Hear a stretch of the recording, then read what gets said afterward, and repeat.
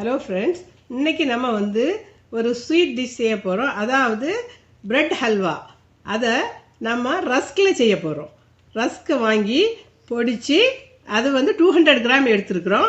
அதே மாதிரி sugar 400 grams double எடுக்கணும். அதுக்கு 4 ஸ்பூன் கிஸ்மிஸ், 4 ஸ்பூன் கேஷ்யூ, 2 ஸ்பூன் ஹார்லிக்ஸ் அது கூட லாஸ்ட்டில் மிக்ஸ் பண்ணி செய்ய போகிறோம். எப்படி செய்யலான்னு பார்க்கலாம்.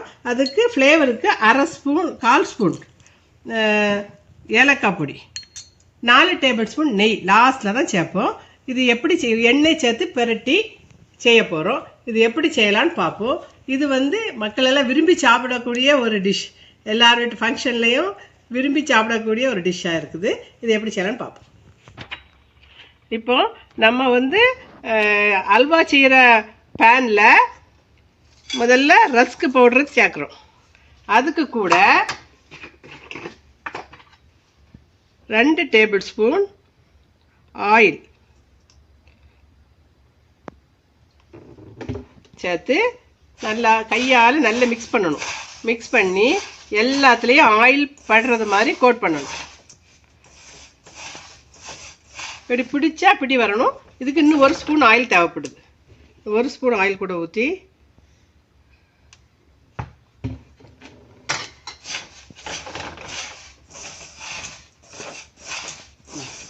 இப்படி எல்லாத்துலேயும் ஆயில் கோட்டாகி வரணும்.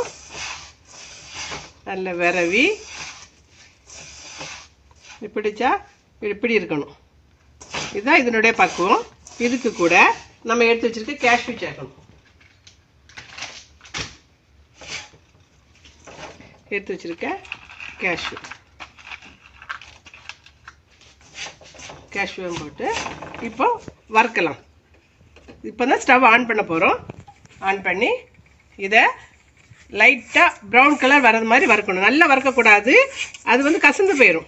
அதனால் மீடியமாக வந்த உடனே எடுத்துடணும்.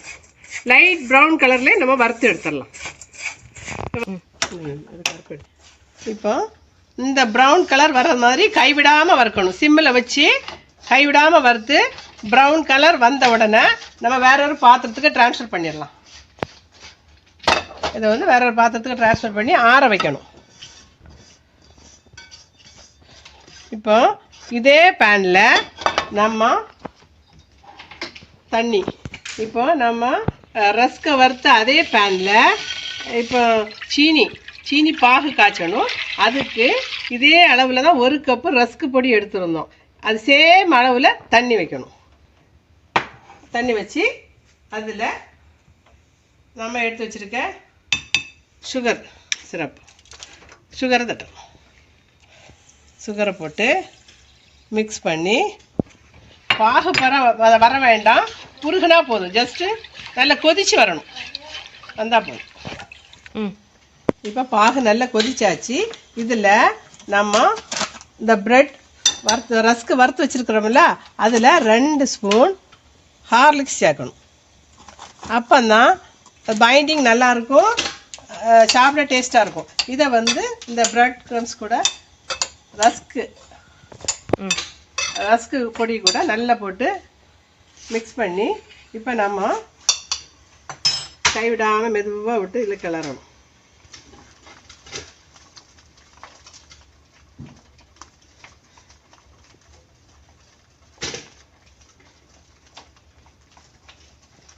அப்போ தான் கட்டி பிடிக்காமல் அழகாக வரும்.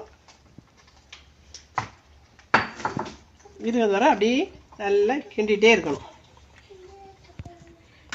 இதுக்கு கூடயே நம்ம எடுத்து வச்சுருக்க ஏலக்காய் பொடி 1/4 ஸ்பூன், எடுத்து வச்சுருக்க கிஸ்மிஸும் இது கூட சேர்த்துடலாம்.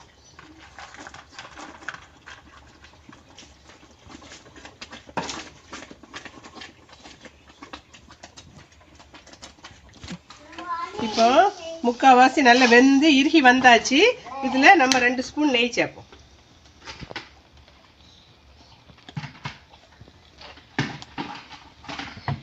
லாஸ்ட்டில் 2 ஸ்பூன் நெய் சேர்ப்போம்.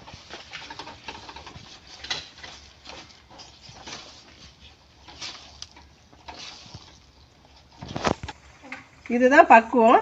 இப்படி எடுக்கும்போது இப்படி மெதுவாக விழணும். சரியா? இப்போ ஃபினிஷ் ஆகிட்டு இப்போ டிஸ்பிளேயில் பார்க்கணும். ரெடி ஆயிடுச்சு.